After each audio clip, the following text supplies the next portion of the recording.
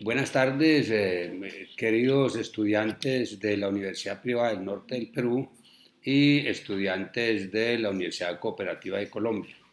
Reciban un caluroso saludo de su amigo José Jesús Giraldo Restrepo. Y aprovecho también para dar un saludo respetuoso y fraternal a mis queridos colegas Hernán Ruperto Arias Fratelli y Pedro Saldaña de la Universidad Privada del Norte del Perú, con quienes tengo el agrado de poder realizar una vez más esta experiencia de la clase espejo. Así que bienvenidos al tema de hoy, donde vamos a tratar la integración contable, el reto de la globalización, que obviamente involucra al grupo del Pacífico más comúnmente conocido como la Alianza del Pacífico. Empezaremos hablando de los objetivos del Grupo del Pacífico,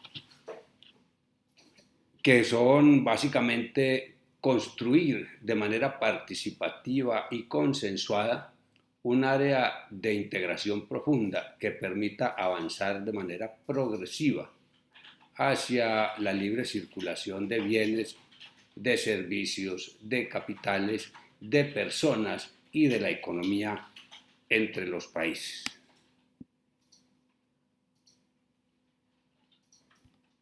Perdónenme. La Alianza del Pacífico es una iniciativa de integración regional conformada por 4 países: Chile, Colombia, México y Perú, que fue creada oficialmente el 28 de abril del año 2011.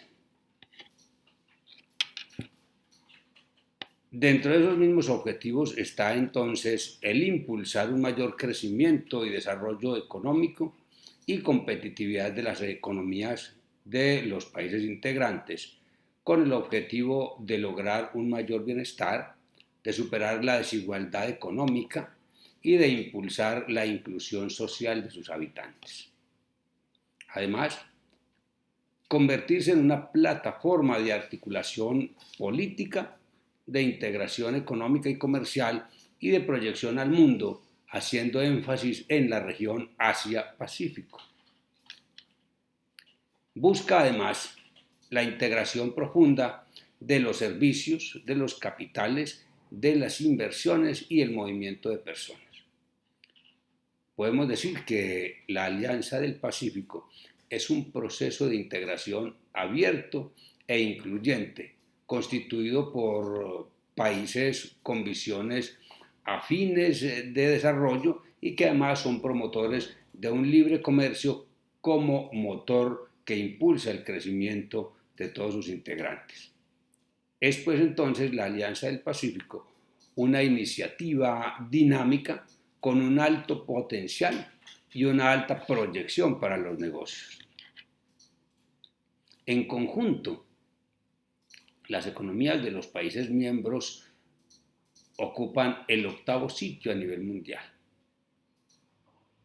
Se orienta entonces la Alianza del Pacífico hacia la modernidad, el pragmatismo y la voluntad política que les permita a los 4 países miembros enfrentar los retos del entorno económico internacional. Y esta alianza ofrece ventajas competitivas para los negocios internacionales, brindando una orientación muy clara a la región Asia-Pacífico. Podemos decir también que la Alianza del Pacífico es una plataforma para diversificar las exportaciones, para generar el empleo, para establecer o para lograr mejor un mayor crecimiento económico y además la competitividad de nuestras economías. Obviamente, buscando el aumento en el bienestar de los pueblos. La Alianza del Pacífico busca convertirse en una plataforma importante que permita articular la política, que permita además la integración económica de los países, que genere una proyección hacia el mundo, pero que tenga un especial énfasis en lo que tiene que ver con Asia-Pacífico. ¿Cómo funciona la Alianza del Pacífico? Decimos que es un mecanismo flexible y dinámico que tiene una ventaja: no cuenta con estructuras permanentes. Eso le permite adaptarse muy fácilmente y de manera rápida a las necesidades de la integración de los países. Una ventaja también significativa es que la presidencia de la Alianza del Pacífico se rota anualmente por orden alfabético. En la actualidad, esa presidencia está en cabeza de el Perú, quien la asumió el 3 de julio de 2015 en la cumbre de Paracas. Es la Alianza del Pacífico entonces la máxima instancia, o mejor, la máxima instancia de la Alianza del Pacífico serán siempre la cumbre de los jefes de Estado y de Gobierno. Cuenta además dentro de su estructura con 23 grupos técnicos que permiten obviamente el alcance de los objetivos. Entre esos grupos tenemos grupo de cooperación, de compras públicas, de servicios y capitales, de propiedad intelectual, movimiento de personas y facilitación del tránsito migratorio, estrategia comunicacional, un especial énfasis en las pequeñas y medianas empresas pymes, asuntos de tipo institucional, el turismo, un comité de expertos que analiza las propuestas de ese comité de expertos hacia los diferentes proyectos, comité o grupo de transparencia fiscal internacional, que tendrá que básicamente regular en los aspectos eminentemente tributarios y que tengan que también reglamentar lo que se relaciona con la doble tributación, el grupo de relacionamiento externo, un grupo de agencias de promoción e innovación, de educación y desarrollo minero, además un subgrupo de cooperación regulatoria en aspectos de cosméticos, un subgrupo de facilitación del comercio y de cooperación aduanera, un subgrupo BUCE, grupo de género, un subgrupo de protección al consumidor y un grupo de cultura. Es decir, la Alianza del Pacífico cumple una función importante en el proceso de integración de los 4 países miembros: México, Chile, Perú y Colombia. Pero todo esto viene mediado necesariamente por la globalización, y donde queremos que haya un énfasis o una importancia generalizada de lo que a nosotros como profesionales nos compete, y es la contabilidad. La globalización podemos decir que es un proceso económico, tecnológico, social y cultural a gran escala, y que consiste en la comunicación creciente y una interdependencia entre los distintos países, unificando sus mercados, sus sociedades y sus culturas a través de una serie de transformaciones sociales, económicas y políticas que le dan un carácter global que afecta obviamente al mundo de diferentes maneras. La globalización integra varios mercados. Uno es el mercado de las empresas transnacionales, que manejan obviamente las grandes inversiones y capitales en el mundo. El otro es el mercado financiero. Y el tercer mercado importantísimo son los medios de comunicación social, que sirven a la globalización porque se encargan de transmitir hechos, sucesos e interpretaciones y van creando entonces a través de ellos una nueva cultura para producir, para generar ganancias y para consumir.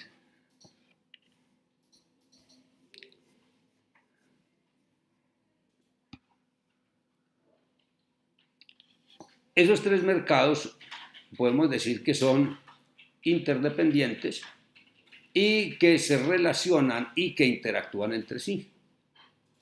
Porque todo el proceso de globalización es un proceso de homogeneidad y uniformidad cultural que permite llevar a cabo, obviamente, esa globalización.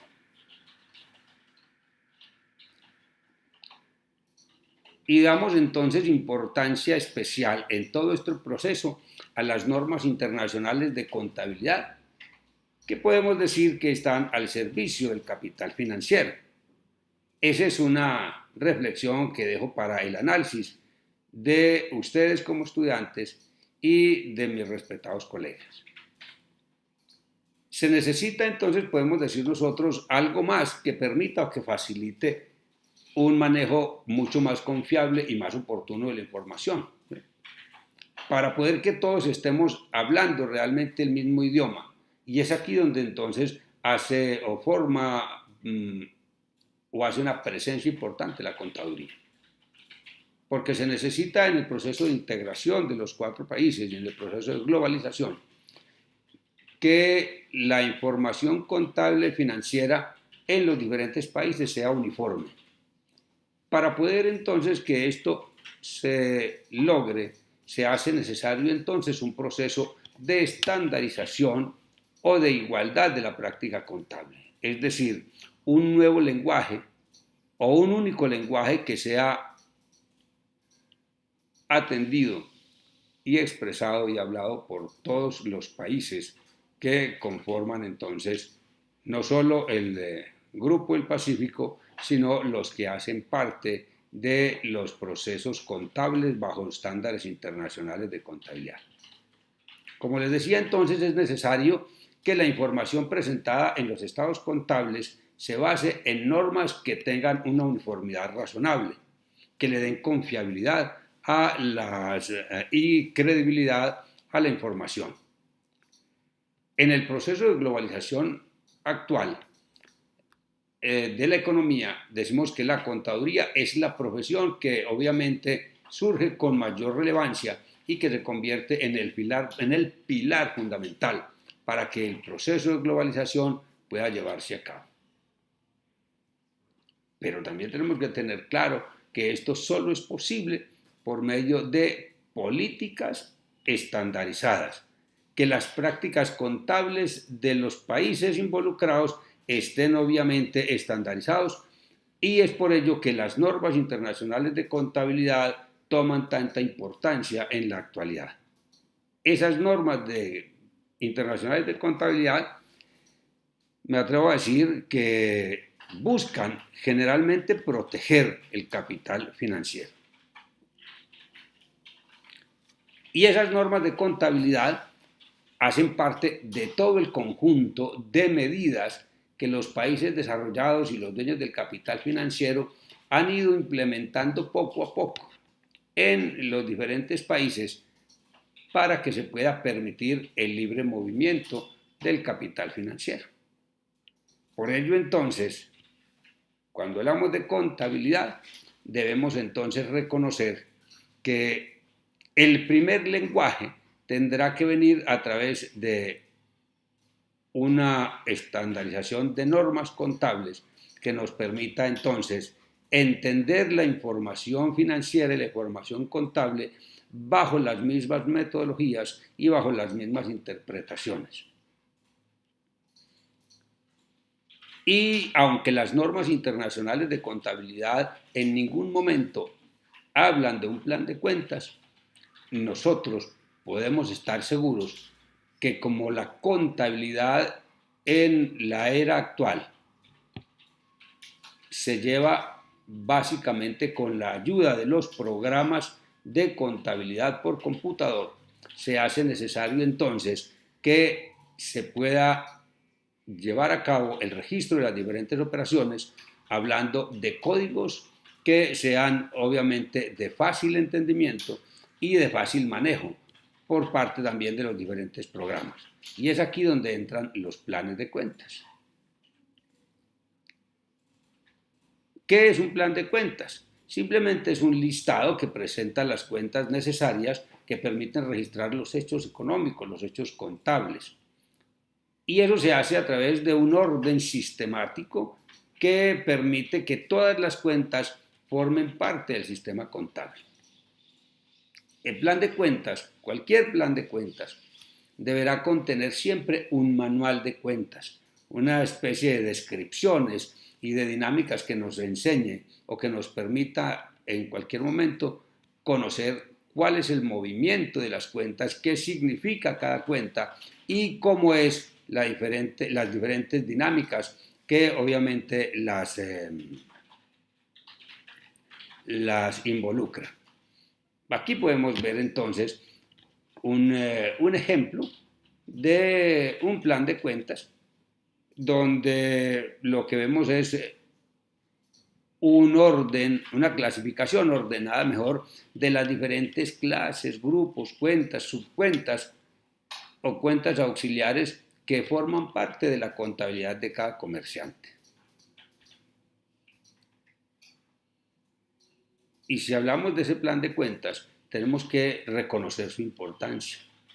Un plan de cuentas debidamente diseñado que recoja todas las operaciones comerciales de la empresa va a permitir registrar las cuentas contables de la empresa en una forma de listado en un sistema automatizado. Ya les decía que se hace a través de computadores, pero además va a permitir que se lleve un control más eficiente permanentemente de las diferentes operaciones.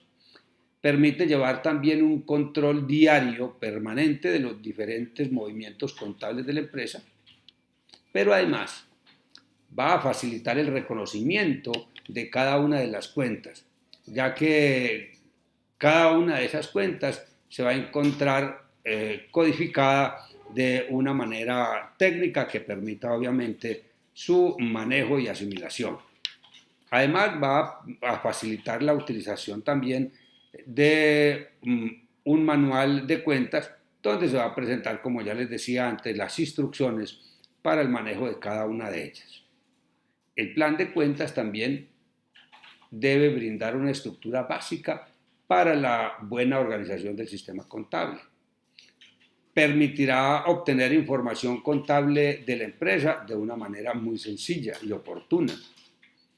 Además, podemos decir que la condición de integridad presenta todas las cuentas que la empresa necesita para su funcionamiento. Es decir, el plan contable de cada empresa debe entonces recoger todas las operaciones y todas las cuentas que cada empresa, cada ente económico utiliza en el registro de sus operaciones. Y además que permita entonces a los usuarios de la información, a las personas relacionadas con el registro de las operaciones, seguir siempre un orden lógico para el buen desarrollo de las operaciones. En nuestro trabajo se trata también que nosotros podamos hacer un comparativo entre el plan contable de nuestros compañeros del Perú y un plan contable en Colombia, teniendo en cuenta que obviamente se trata de culturas distintas, de países distintos y que obviamente tenemos diferentes formas de pensar, pero que estamos también interesados en que el idioma que hablemos para el registro de las operaciones comerciales sea un idioma único que lo podamos interpretar en cualquier región del mundo. Un acercamiento de esto es que, por ejemplo, el plan contable del Perú trata en sus códigos 1, 2 y 3 solo el activo.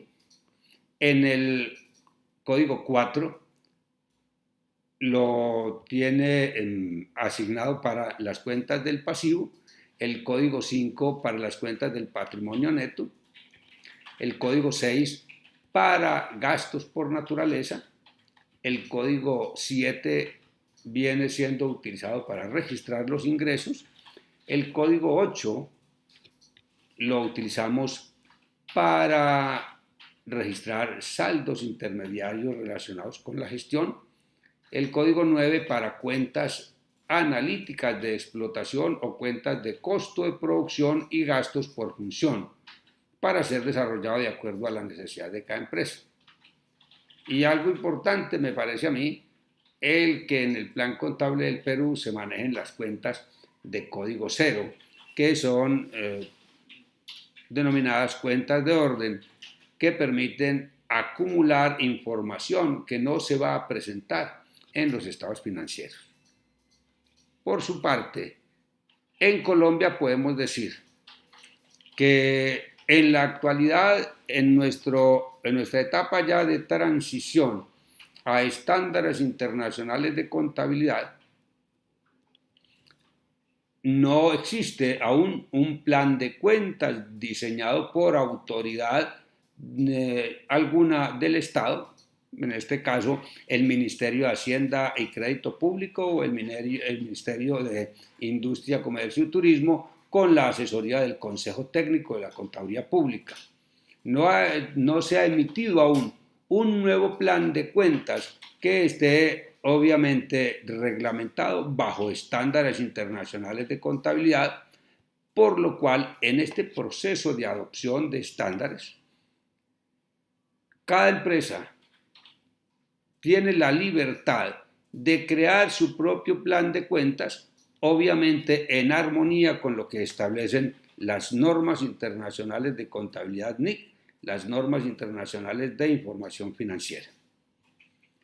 Pero obviamente existen algunas propuestas frente a planes de cuentas que puedan adaptarse a estándares internacionales de contabilidad. Sin embargo, como ya se traía un camino recorrido con el plan de cuentas anteriormente utilizado en Colombia a partir del año 1994, emitido en el año 93, pues ese ya es un camino recorrido que nos permite obviamente, o que nos facilita mejor, entrar en el proceso de adopción de estándares internacionales y de crear planes de cuentas, obviamente en armonía con las nuevas normas.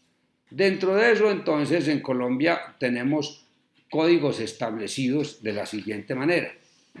El número 1 va a identificar a las cuentas del activo, el número 2 identificará a las cuentas del pasivo, el código 3 identificará las cuentas del patrimonio, el código 4 identificará cuentas de ingreso, el código 5 identificará cuentas de gastos, el código 6 registrará cuentas de costo de ventas o de prestación de servicios, y el código 7 reunirá todas las cuentas que tienen que ver con los costos de producción de la industria manufacturera. En nuestro país, entonces, bajo el proceso de adopción, se han eliminado entonces las cuentas acumulativas o cuentas de orden que anteriormente se manejaban en los códigos 8 como cuentas de orden deudoras y en los códigos 9 denominadas cuentas de orden acreedoras. Es pues entonces de anotar que en Colombia en la actualidad no existe un plan de cuentas, vuelvo y repito, que esté armonizado o que haya sido emitido mejor por el Estado bajo estándares internacionales de contabilidad. Dejo entonces a consideración de ustedes el análisis de esta intervención, agradeciéndoles obviamente su atención y el atreverse obviamente a ver el presente documento, el cual queda a su disposición para cualquier tipo de aporte o crítica fraternal que obviamente quieran hacer. Agradezco también a mis compañeros, colegas del Perú, al profesor Saldaña, al profesor Hernán Arias y muy especialmente también a mis amigos en el Perú, a Lucero, Alfaro y a los demás compañeros que en algún momento nos atendieron supremamente bien. Un abrazo y que estén muy bien. Hasta una nueva oportunidad.